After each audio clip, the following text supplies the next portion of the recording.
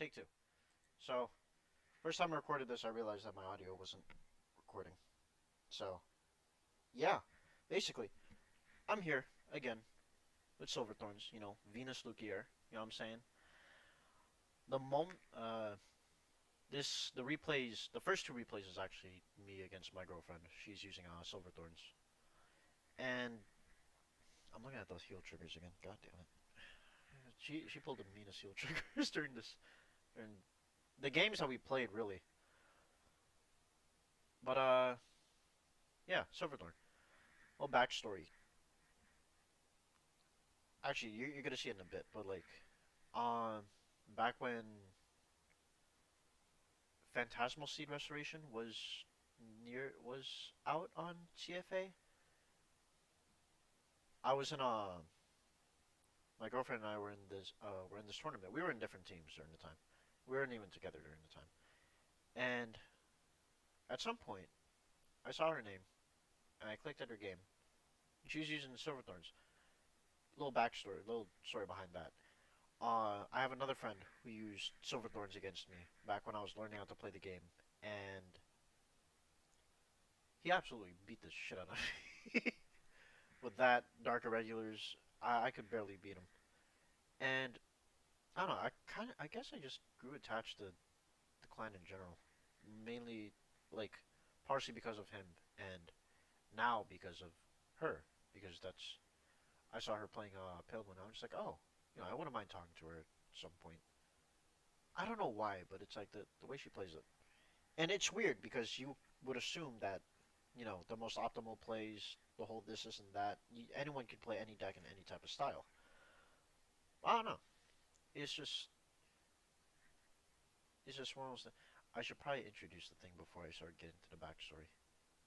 I am so discombobulated. I'm so sorry. Actually, no, I did. Yeah, I'm pretty sure I did. Anyway, Mordred. Mordred, I'm going up against. This is a recording of me going up against her.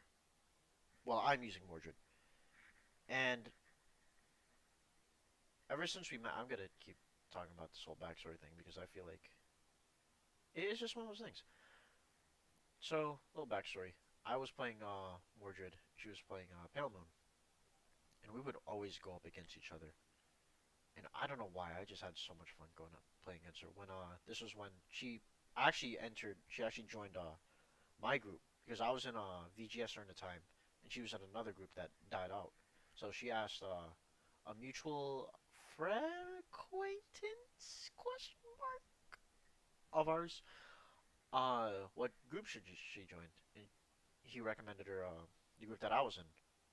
So we got to talking, and we hit it off really well. Like we got along so great, and the chemistry was there. The thing is that like there was a lot of signs, but we were just like, yeah, no, it can't be. It's one of those things. We were both ignorant about feelings during the time. Not really ignorant about it, but we just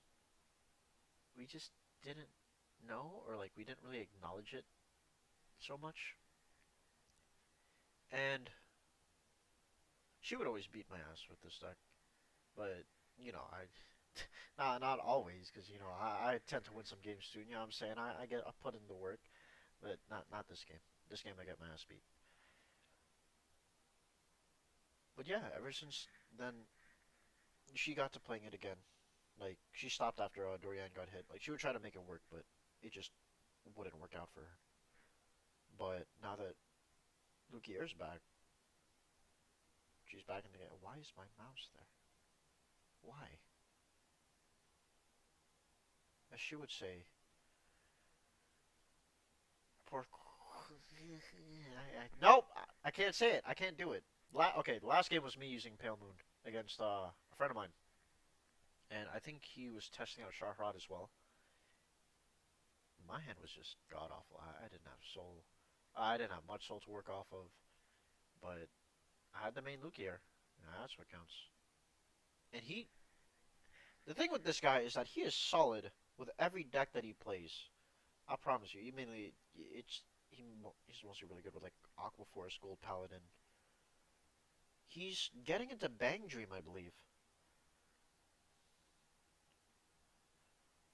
Did I sidetrack myself? Or did I finish the story? I'm pretty sure I finished the story. That's all y'all need to know. Maybe a bit more will come out later on. But yeah, Pale Moon is just gotten powerful with this whole thing. At the same time, I feel like it's gotten like it doesn't need as much counterblast, but it's not it's not like as huge as it would be if Dorian still was around. It's just one of those things. What I want to know is why Luquier is still $30.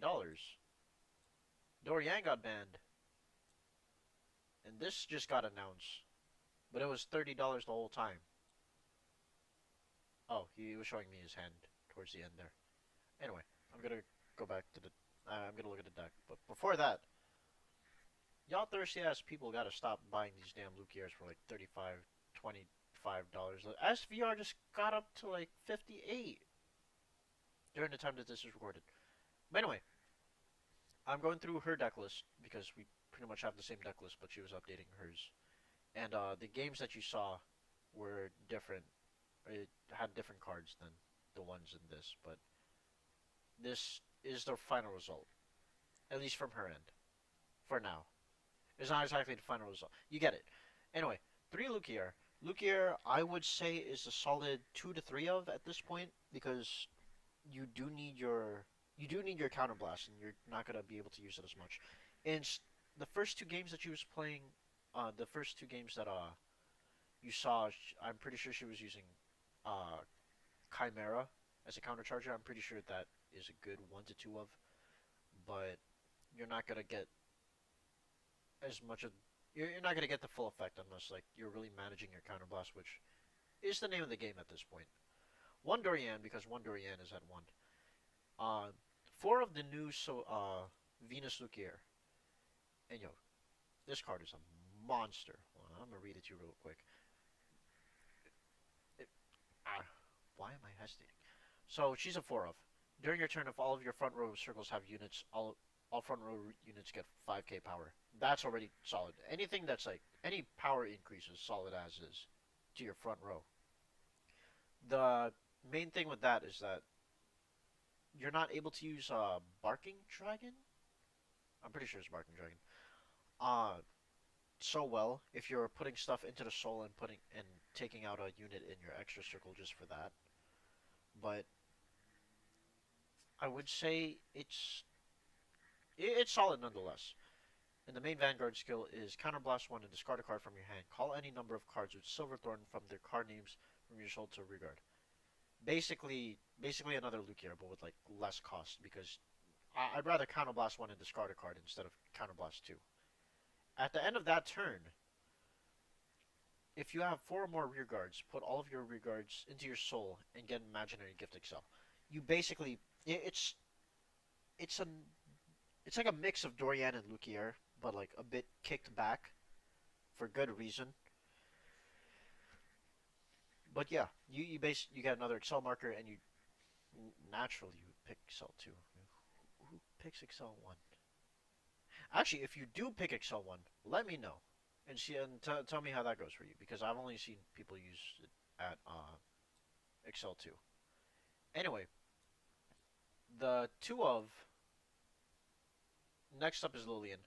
I actually asked her why she would run this at 2, and it's mainly because you're not gonna really search it's not really so useful to search as much, and you would rather have like 4 Rising Dragon since it would be more consistent.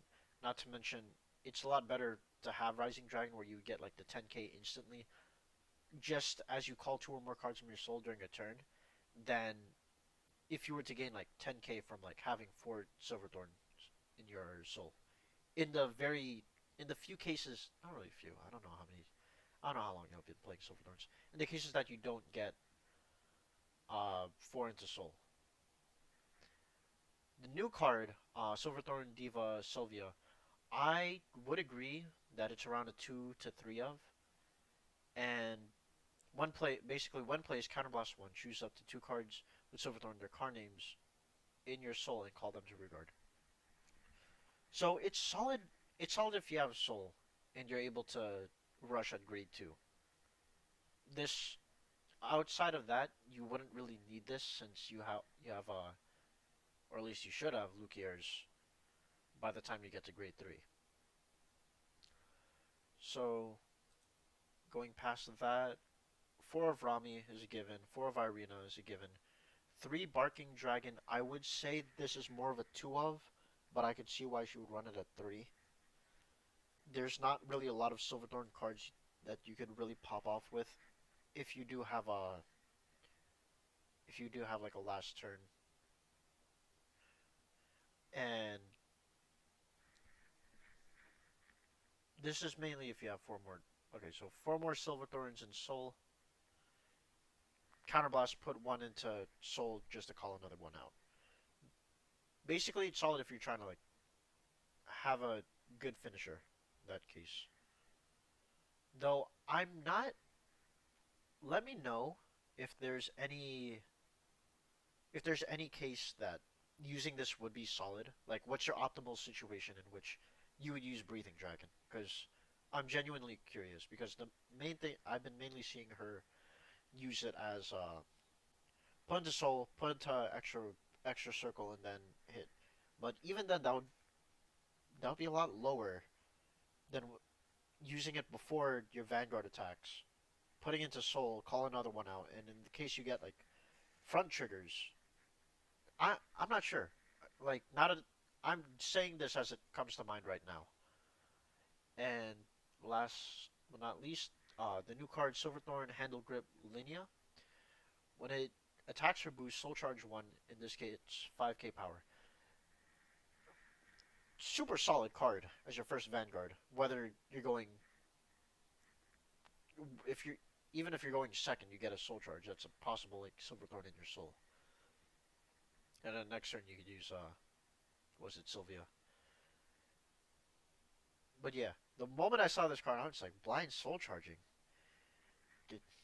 Now she's really into this. But yeah. Anyway, down to the trigger ratios. We run because I made a Silverthorn deck too.